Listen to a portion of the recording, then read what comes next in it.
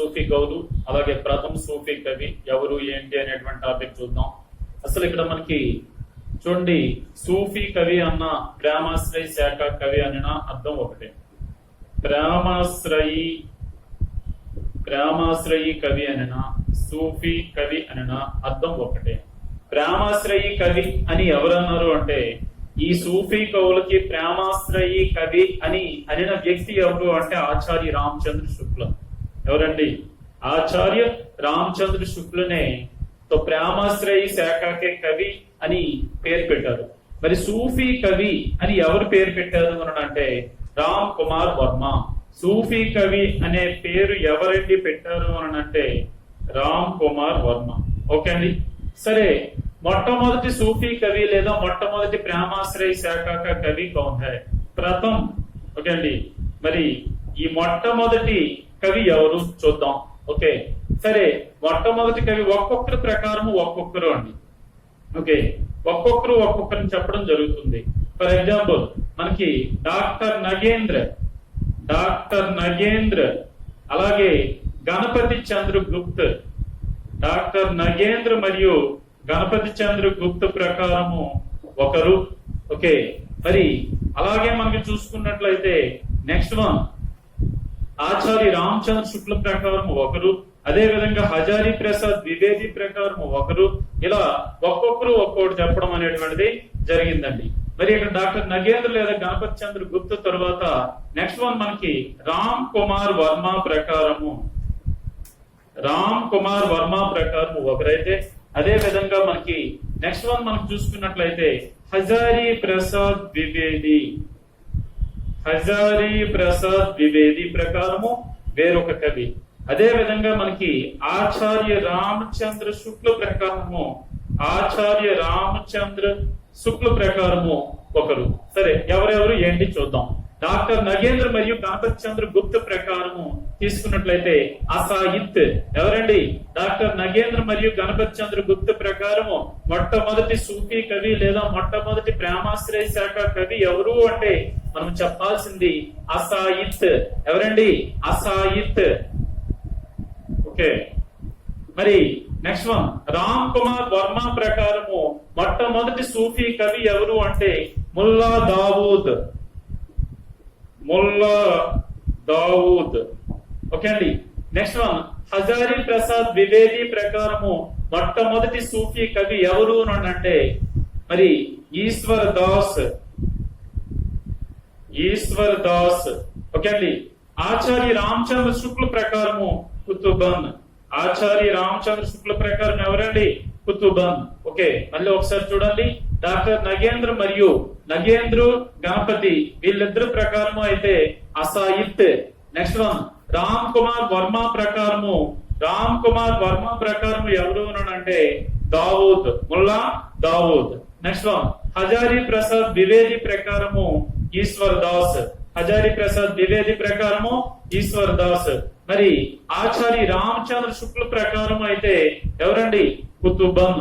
Okay, సరే, మరి వీళ్ళ రచనలు అసాయిత్ రచన ఏది అని అంటే అసాయిత్ రచన హంసావళి.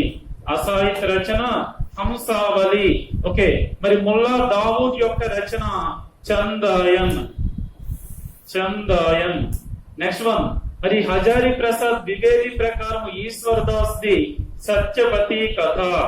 ఈశ్వర్ దాస్ యొక్క రచన ఏది అని అంటే సత్యవతి కథ అని చెప్పాలి. నెక్స్ట్ వన్ రామచంద్ర శుక్ల ప్రకారం కుతుబన్.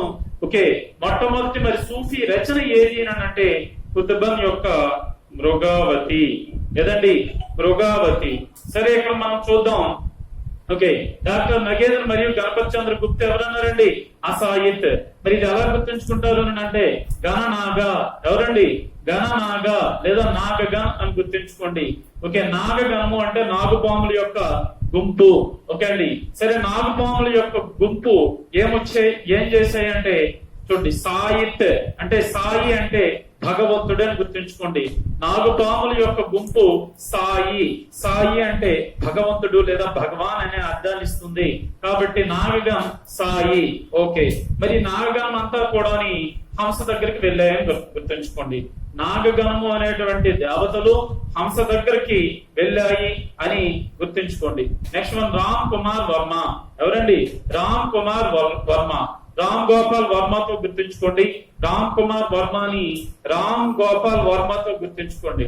ఓకే, రామ్ గోపాల్ వర్మ ముంబైలో ఉంటాడు. ఓకే, ముంబైలో అప్పట్లో ఒక డాన్ ఎవరు అని అంటే దావూద్ అబ్రహం. ఎవరండి? దావూద్ ఇబ్రహీం లేదా దావూద్ అబ్రహం అనేటువంటి వ్యక్తి ఉంటాడు. ఓకే, దావూద్ అబ్రహం దగ్గరికి లేదా ముల్లా దావూద్ అని గుర్తుంచుకోండి. దావూద్ అబ్రహం లేదా ముల్లా దావూద్ దగ్గరికి రామ్ గోపాల్ వర్మ చందాకి వెళ్ళాడు. ఓకే, డాన్ దగ్గరికి చందాకి వెళ్ళాడు అని గుర్తుంచుకోండి. Next one Hazari Prasad Dwivedi. హజార్ ఈశ్వర్ అని గుర్తుంచుకోండి.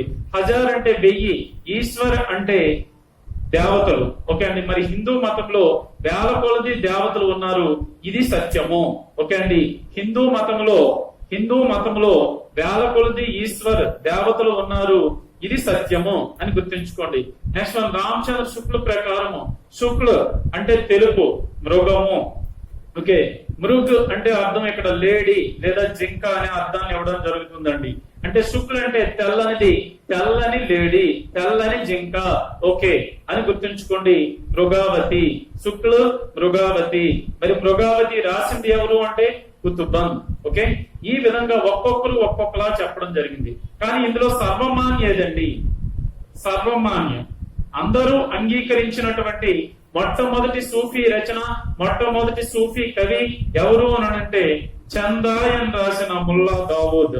చందాయన్ రాసిన ముల్లా దావూద్ ని ఏమంటారు అని అంటే మొట్టమొదటి సూఫీ కవి ముల్లా దావూద్ అయితే మొట్టమొదటి సూఫీ రచన చందాయన్. ఏదండి? చందాయన్. మరి ఇవి మనకి ఇయర్స్ చూసుకున్నట్లయితే అసాయిత్ యొక్క రచన 1370లో రాయబడింది. అసాయిత్ యొక్క రచన హంసావళి ఎప్పుడు రాయబడింది అని అంటే 1370. ఓకే, ముల్లా దావూద్ యొక్క చందాయన్ 1379. ఎప్పుడండి? 1379. నెక్స్ట్ వన్ సత్యవతి కథ 1500లో రాయబడింది. సత్యవతి కథ 1500 ఈస్వీ. ఇవన్నీ కూడా ఈస్వీయే. ఓకే, 1370 హంసావళి, 1379 చందాయన్, 1500 సత్యవతి కథ. మరి మృగావతి 1501 లేదా 1503లో రాయబడింది.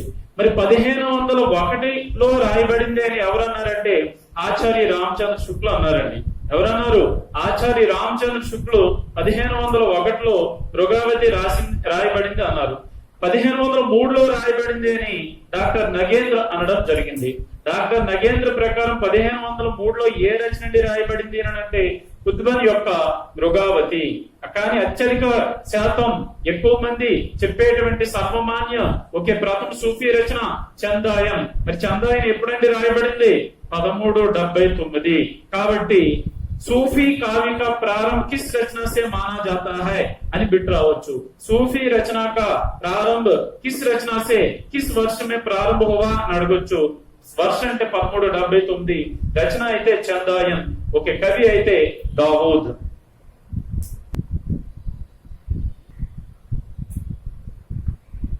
సరే అండి, మరి ఈ వీడియోలో మనకి ముఖ్యమైన సూఫీ కవులు ఎవరున్నారో వాళ్ళ ఇయర్స్, వాళ్ళ రచనలు చూద్దాం. First one Asait. First one ఎవరండి? అసాయిత్.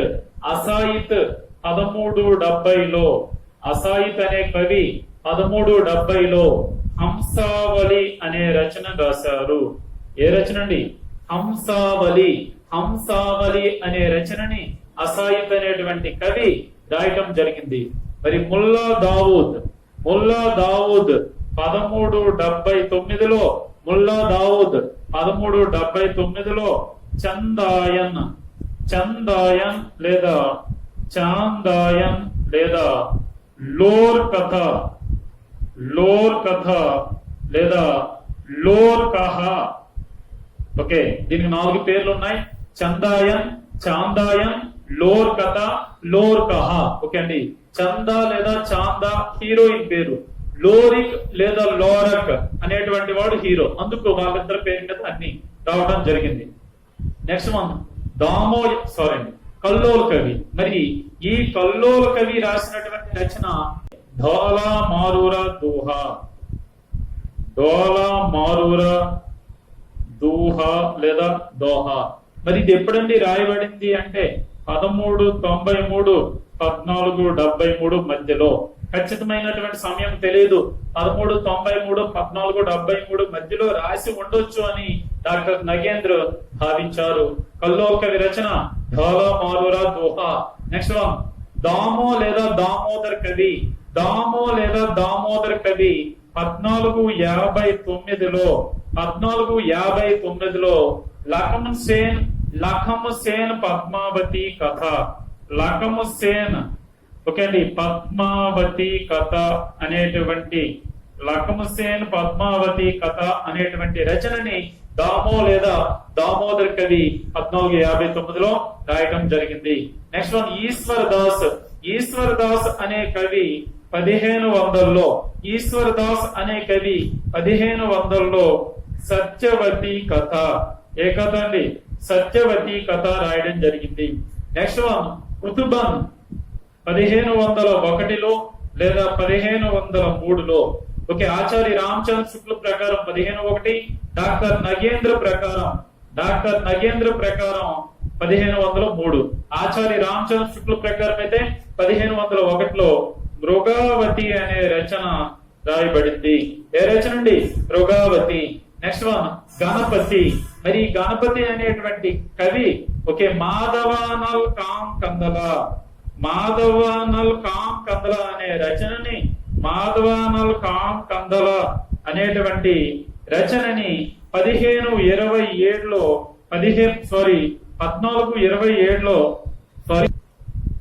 మరి మాధవానల్ కామ్ కందల అనేటువంటిది గణపతి అనేటువంటి కవి 1527లో రాయడం జరిగింది. నెక్స్ట్ అండి అన్నిటికంటే మోస్ట్ ఇంపార్టెంట్ ఏది అని అంటే మలిక్ మొహమ్మద్ జాయిసీ రచన. ఓకే, మరి ఇది 1521 ఆ ప్రాంతంలో స్టార్ట్ చేయబడి 1540 వరకు దాదాపుగా 19 ఏళ్ళు రాయబడిందండి. 19 ఏళ్ళ గ్యాప్ లో రాయబడినటువంటి రచన ఏది అంటే పద్మావత్. ఏదండి రచన పేరు? పద్మావత్. ఓకే, మళ్ళీ ఒకసారి చూద్దాం. అసాయిత్ అనే కవి 1370లో హంసావళి అనే రచనని రాయడం జరిగింది. ముల్లా దావుద్ అనే కవి 1379లో ఓకే చందాయం లేదా చాందాయం లేదా లోర్ కథ లేదా లోర్ కహ అనే రచనని రాశారు. నెక్స్ట్ దామో లేదా దామోదర్ కవి 1459లో లఖమ్ సేన్ పద్మావతి కథ అనేటువంటిది రాయడం జరిగింది. నెక్స్ట్ వన్ ఈశ్వర్ దాస్ 1500లో సత్యవతి కథను రాశారు. కుతుబన్ ఆచార్య రామచంద్ర శుక్ల ప్రకారం అయితే 1501, మరి డాక్టర్ నగేంద్ర ప్రకారం అయితే 1503లో మృగావతి అనే రచనని రాశారు. గణపతి అనేటువంటి కవి మాధవానల్ కామ్ కందల అనేటువంటి రచనను 1527లో రాశారు. నెక్స్ట్ వన్ మలిక్ మొహమ్మద్ జాయిసీ 1521లో స్టార్ట్ చేసి 1540 వరకు కూడా దీనిని రాయడం జరిగింది. అయితే ఇక్కడ మనకి గుర్తుంచుకోవాల్సింది ఏంటి అని అంటే హిజరీ అంటే ముస్లింల క్యాలెండర్ ప్రకారము హిజరీ 927 అని రావడం జరుగుతుంది. ఓకే అండి, 927 ఆ ప్రాంతంలో రాయబడిన రచన మలిక్ మొహమ్మద్ జాయిసీది. హిజరీ 927 ప్రకారం అని అనొచ్చు, లేదా 1521 1540. అయితే కంప్లీట్ చేసింది 1540 కాబట్టి 1540నే తీసుకోవాలి. ఓకే అండి, నెక్స్ట్ వన్ మంజన్. మరి మంజన్ 1545లో మధుమాలతి అనే రచన రాశారు. ఏ రచన రాశారండి? మధుమాలతి అనే రచన రాశారు. నెక్స్ట్ వన్ కుశలలాభ్ అనేటువంటి కవి మాధవానల్ కామ్ కందల అనే రచన రాశారు. ఏదండి?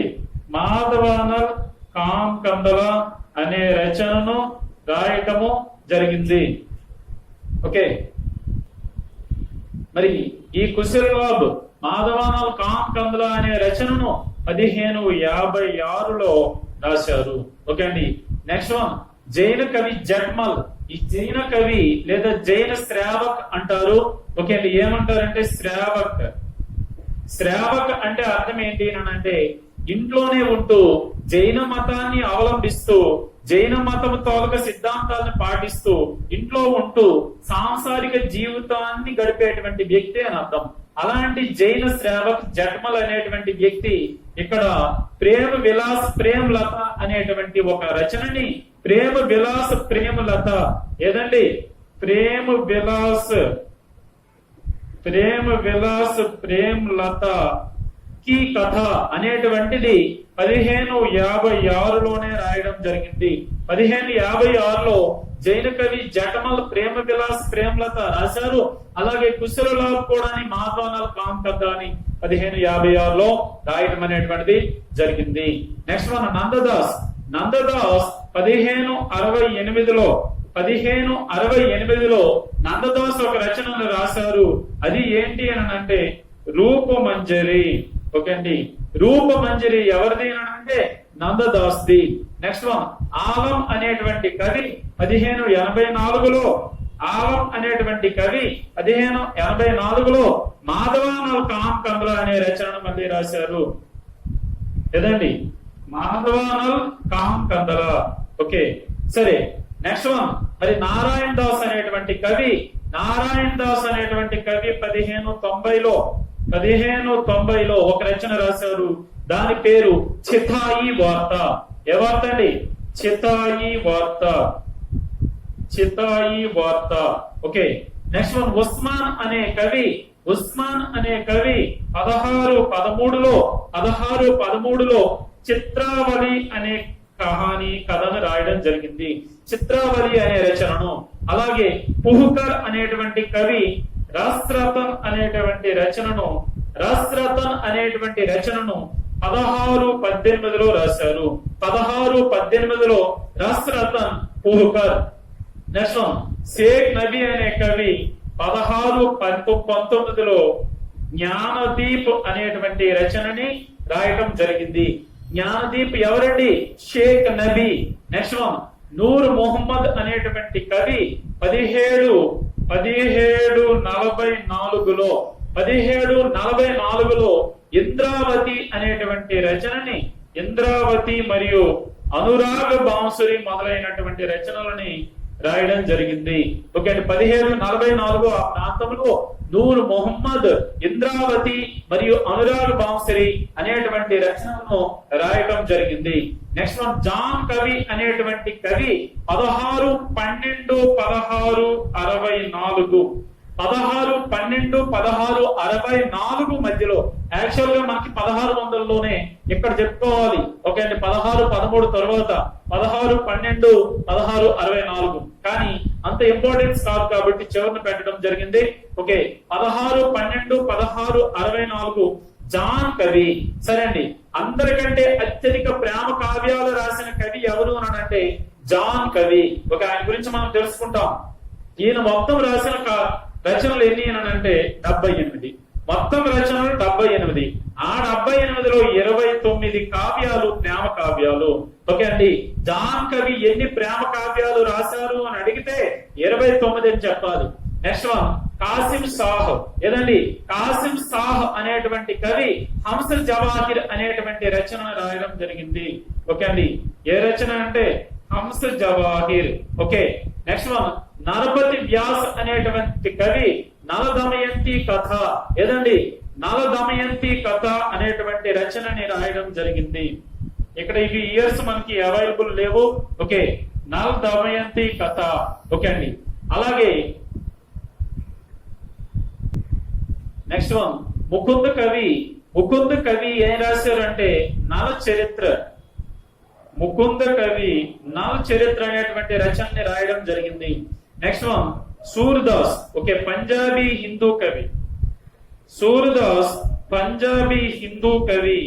ఈయన ఏం రాశారు అని అంటే నల దమయంతి కథ. ఏ దమయంతి కథ అండి?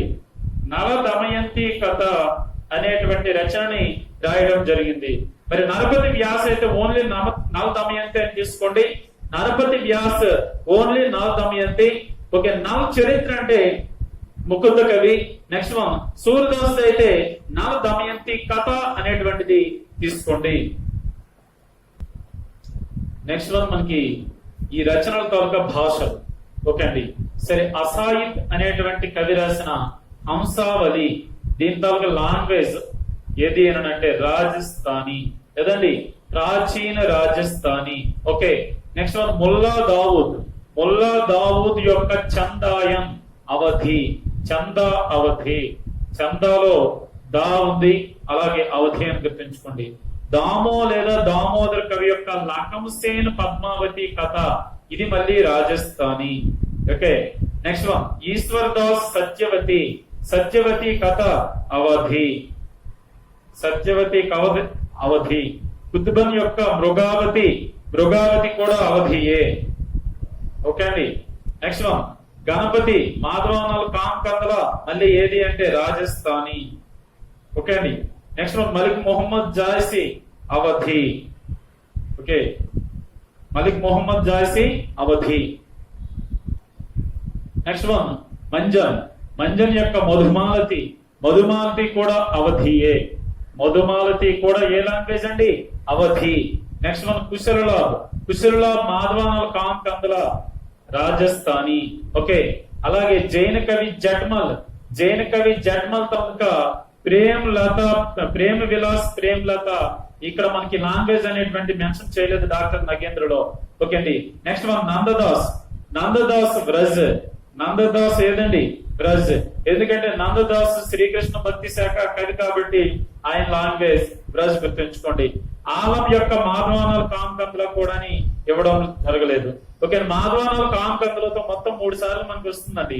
ఒకటి ఆలం మాధవనాలు కామ్ కందల, అలాగే కుశలలో మాధవనాలు కామ్ కందల, అదే విధంగా గణపతి మాధవనాలు కామ్ కందల. మాధవనాలు కామ్ కందలతో హిందీలో 3 రచనలు రాయబడ్డాయి. ఓకే అండి. నెక్స్ట్ వన్ నారాయణ దాస్ చితాయి వార్త. నారాయణ దాస్ చితాయి వార్త, మరి ఇదే లాంగ్వేజ్ అని అంటే మనకి రాజస్థానీ ప్రభావిత్ లేదా రాజస్థానీ మిశ్రిత బ్రజ్ భాష. రాజస్థానీ మిశ్రిత బ్రజ్ భాష అంటే ముఖ్యంగా ఏమని తీసుకోవాలంటే బ్రజ్ అనేది తీసుకోవాలి, కానీ దాంట్లో రాజస్థానీ పదాలతో కూడుకున్న బ్రజ్ అనేటువంటిది తీసుకోండి. నెక్స్ట్ వన్ ఉస్మాన్ అవధి. ఉస్మాన్ యొక్క రచన లాంగ్వేజ్ ఏది అంటే అవధి భాష. Next one పుహ్కర్ రసరతన్. పుహ్కర్ యొక్క రసరతన్ అనేటువంటి రచనకు కూడా మనకి ఇయర్ అనేటువంటి ఇవ్వడం జరగలేదు. సరే, ఇక్కడ ఒకసారి చూద్దాం. ఈ పుహ్కర్ అనేటువంటి కవి ఎవరు అంటే అక్బర్ ఆస్థానంలో ఉండేటువంటి దుర్గాదాస్ అనేటువంటి మంత్రి, దుర్గాదాస్ అనేటువంటి వ్యక్తి తాలూకా ముని మనముడు పుహ్కర్. దుర్గాదాస్ యొక్క ముని మనముడు పుహ్కర్. దుర్గాదాస్ ఎవరి ఆస్థానంలో పనిచేసేవాడు అంటే అక్బర్ ఆస్థానంలో. ఓకే అండి. Next one Sheikh Nabi Gyandeep. మరి దీని లాంగ్వేజ్ ఏది అంటే అవధి. ఓకే అండి. Next one Noor Mohammad. నూర్ మొహమ్మద్ ఇంద్రావతి అనురాగ్ బాంశ్రీ, ఇవి కూడా ఏవి అంటే మనకి అవధికి అంతర్గతంగా రావడం జరుగుతుంది. అలాగే అనురాగ్ బాంశ్రీ ఫార్సీ ప్రభావితమైనటువంటిది ఎక్కువగా ఉండడం జరుగుతుంది. జాన్ కవి. మరి జాన్ కవిది ఏంటి అంటే రాజస్థానీ ప్రభావిత్ బ్రజ్. రాజస్థానీ ప్రభావిత్ బ్రజ్ జాన్ కవి. అదే విధంగా రాజస్థానీ మిశ్రిత్ బ్రజ్ ఎవరిది అంటే నారాయణ దాస్ ది. నారాయణ దాస్ యొక్క చితాయి వార్త రాజస్థానీ మిశ్రిత్ బ్రజ్ అయితే మరి మనకి జాన్ కవిది రాజస్థానీ ప్రభావిత్ బ్రజ్. మొత్తానికి 2 కూడా ఒకటే. నెక్స్ట్ వన్ కాసిం సాహ్ హంస జవాహిర్. కాసిం సాహ్ హంస జవాహిర్ అవధి. ఓకే అండి. నరపతి వ్యాస్ ముకుంద కవి మరియు సూర్దాస్ వీళ్ళవి మనకి లాంగ్వేజెస్ అనేటువంటివి ఎక్కడ కూడా లభ్యం కాలేదు. అయితే ఇక్కడ ఒక విషయం ఏంటి అంటే ఆచార్య రామచంద్ర శుక్ల ప్రకారము ఓన్లీ సూఫీ కవులంటే ఓన్లీ ముస్లిమ్స్ నే తీసుకోవడం జరిగింది. ఎక్కడెక్కడి నుంచి అంటే చూడండి, మీకు కుతుబన్ ఆచార్య రామచంద్ర శుక్ల తన యొక్క రచనలో కుతుబన్ మృగావతి, అదే విధంగా మలిక్ మొహమ్మద్ జాయిసీ, అదే విధంగా మంజన్, అలాగే ఇంకా మనకి తీసుకున్నట్లయితే ఇక్కడ ఉస్మాన్. ఓకే అండి. నెక్స్ట్ వన్ ఏది అంటే షేక్ నబీ, నూర్ మొహమ్మద్. ఓకే, ఇలాంటి వాళ్ళని మాత్రమే తీసుకోవడం జరిగింది. అంటే సూఫీ కవులలో ఓన్లీ ముస్లింస్ మాత్రమే తీసుకున్నారు ఆచార్య రామచంద్ర శుక్ల.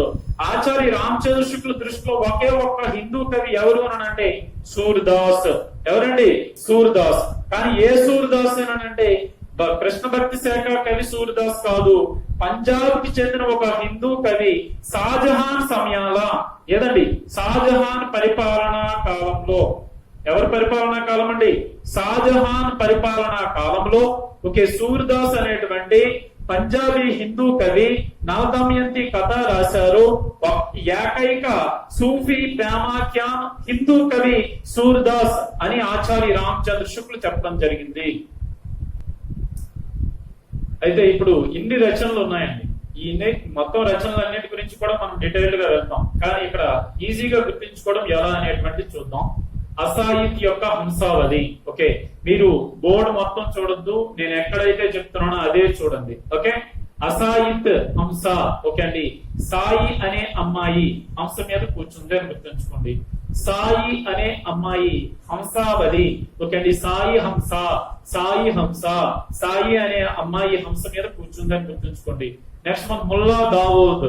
ఓకే అండి, మనం దావూద్ ఇబ్రహీం ని, దావూద్ ఇబ్రహీం ముంబైలో పెద్ద డాన్. ఓకే అండి, అప్పట్లో ముంబై అల్లర్లు అలాగే ముంబై పేలులకి ముఖ్య కారణమైనటువంటి దావూద్ ని వెళ్లి చందా అడిగాం. ఓకే, వినాయకుడికి చందా అడిగాం అని గుర్తుంచుకోండి. నెక్స్ట్ మనం దామోదర్ కవి. ఎవరండి? దామోదర్ కవి. సరే, పద్మావతి అనే అమ్మాయి నోట్లో, పద్మావతి అనే అమ్మాయికి 1,00,000 దోమలు కుట్టాయని గుర్తుంచుకోండి. పద్మావతి అనే అమ్మాయికి లకం అంటే 1,00,000 దోమలు, దోమలు కుట్టాయని గుర్తుంచుకోండి. నెక్స్ట్ మనం ఈశ్వర్, ఈశ్వర్ సత్యము, ఈశ్వర్ సత్యము అని గుర్తుంచుకోండి. ఈశ్వర్ సత్యము. ఓకే, నెక్స్ట్ మనం జనరల్ గా ఏం చేయాలంటే ఇక్కడ శ్రీకాకుళం విజయనగరం ప్రాంతంలో కుక్కలకి కూతు కూతు అని పిలుస్తారు. ఏమని పిలుస్తారండి? కూతు కూతు అంటే ఆ కుక్కలు తోకాడిస్తూ మన దగ్గరికి రావడం జరుగుతుంది. కాబట్టి ఇక్కడ కూతు కూతు అంటే కుక్క రాలేదు, మృగం వచ్చింది అని గుర్తుంచుకోండి. కూతు కూతు అంటే ఏం రావాలి? కుక్క. కానీ ఏమొచ్చింది? కూతు కూతు అంటే మృగం వచ్చింది అని గుర్తుంచుకోండి. Next one Ganapati. సరే అండి, ఇక్కడ గణపతి మరియు ఆలం కుశలలాభు ముగ్గురు కూడా మాధవనాల్ కామ్ కంద్ర అనే రచన రాశారు. ఓకే, గణపతి కవిది వేరు, ఆలంది వేరు, కుశలలాభుది వేరు. ముగ్గురు కూడా వేరు వేరు పేర్లతో రాయడం అనేటువంటిది జరిగింది. ఓకే అండి, సరే వేరు వేరు రచనల్ని రాయడం జరిగింది. ఇది ఎలా గుర్తుంచుకుందాం మనం అంటే మాధవ్, మాధవ్ అంటే భగవంతుడు, దేవుడు. ఓకే, గణపతి మాధవుడు. గణపతి అనేటువంటి వాడు ఎవరండి? మాధవుడు. మరి మాధవుడు అయినటువంటి గణపతికి పూజ చేసినట్లయితే ఆలం, ఆలం అంటే ప్రపంచము. మరి ప్రపంచం అంతా కూడా కుశల్ అంటే క్షేమంగా ఉంటారు అని గుర్తుంచుకోండి. మాధవుడైన గణపతికి పూజ చేస్తే ప్రపంచమంతా కుశలంగా ఉంటుంది అని గుర్తుంచుకోండి. నెక్స్ట్ మలిక్ మొహమ్మద్ జాయిసీ. మలిక్ మొహమ్మద్ జాయిసీ ఇక్కడ కోడ్ పెట్టకూడదు, కోడ్ పెట్టకుండా గుర్తుంచుకోవాలి. పద్మావతి.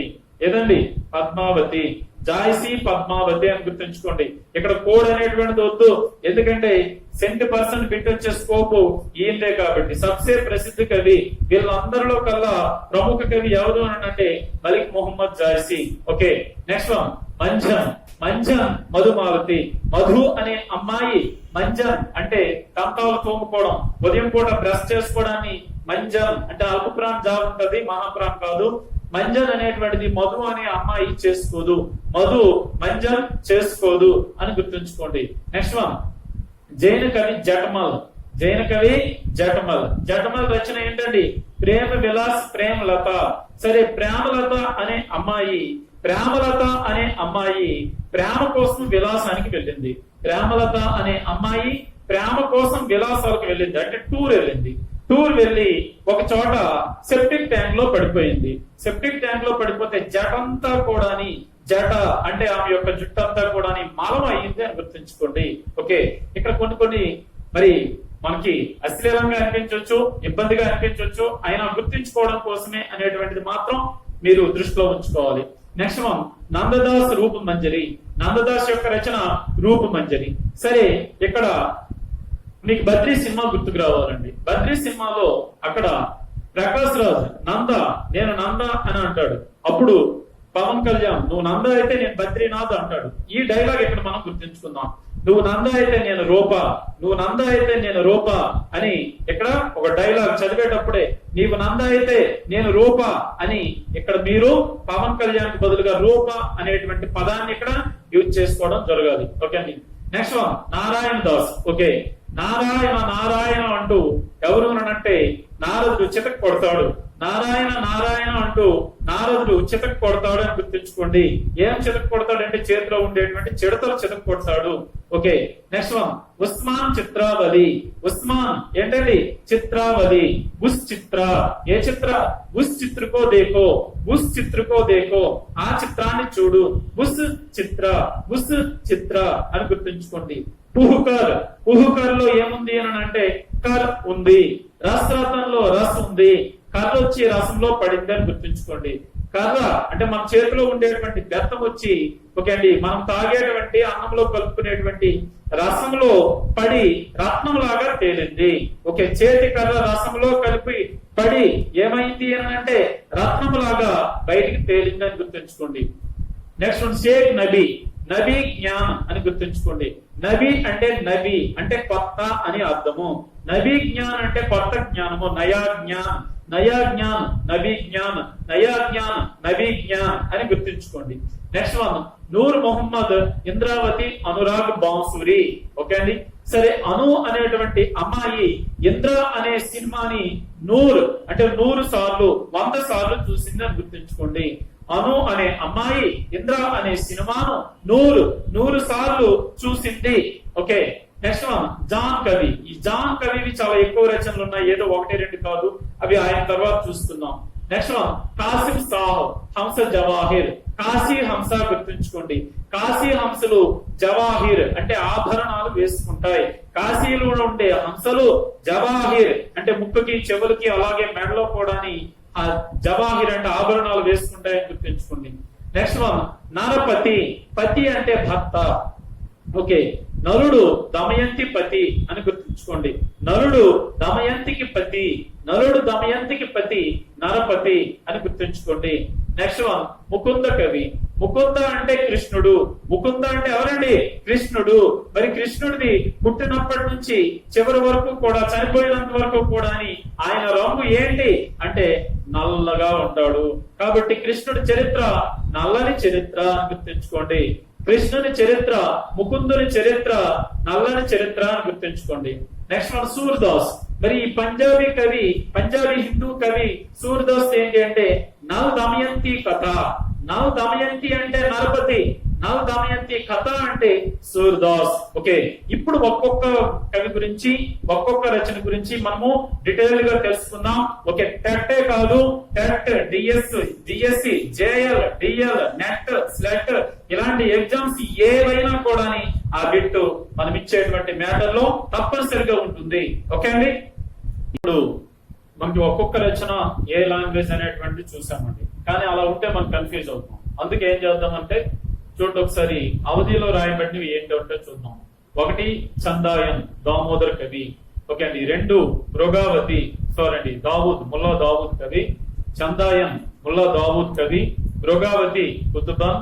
అలాగే ఇంకా ఏదేనంటే మనకి పద్మావతి మలిక్ మొహమ్మద్ జాయిసీ. అదేవిధంగా మధుమాలతి మంజన్. చిత్రావళి ఉస్మాన్. అలాగే జ్ఞానదీప్ షేక్ నబీ. హంస జవాహిర్ కాసిం షాహ్. సత్యవతి కథ ఈశ్వర్ దాస్. అలాగే మాధవానల్ కామ్ కందల ఆలం కవి. ఓకే అండి. అదే విధంగా నూర్ మొహమ్మద్ రాసినటువంటి ఇంద్రావతి అవధి. అనురాగ్ బాన్సురి. అను అంటే అనురాగ్ బాన్సురి అనేటువంటి రచన పారసీలో రాయబడింది. ఓకే అండి, పారసీ. అయితే మీరు ఇక్కడ గ్రహించినట్లయితే ఒకసారి అబ్జర్వ్ చేసినట్లయితే చూడండి, ముల్లా దావూద్, కుతుబన్, జాయిసీ, మంజన్, ఉస్మాన్, షేక్ నబీ, కాసిం సాహ్, అలాగే ఆలం, ఓకే, నూర్ మొహమ్మద్ వీళ్ళందరూ కూడా ముస్లిమాన్. ఎవరండి? వీళ్ళందరూ కూడా ముస్లింసే. వీళ్ళు ఉపయోగించిన లాంగ్వేజ్ ఏది అంటే అవధి. ఈ ముసల్మాన్ కవులు మాత్రమే సూఫీ కవులు అన్నారు. ఎవరు అంటే ఆచార్య రామచంద్ర శుక్ల.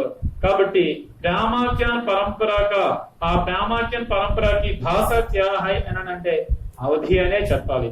అవధి తర్వాత రెండవ ప్లేస్ ఏది అని అంటే రాజస్థానీ. మరి రాజస్థానీకి అంతర్గతంగా ఏదండి? హంసావళి. ఓకే, సరే, అసాహిత్ యొక్క రచన. అలాగే మాధవానల్ కామ్ కందల గణపతి కవి. అలాగే కుశల్లా ఇద్దరిది కూడా మాధవానల్ కామ్ కందల గణపతి మరియు కుశలాబ్ వీళ్ళిద్దరిది కూడా రాజస్థానీ.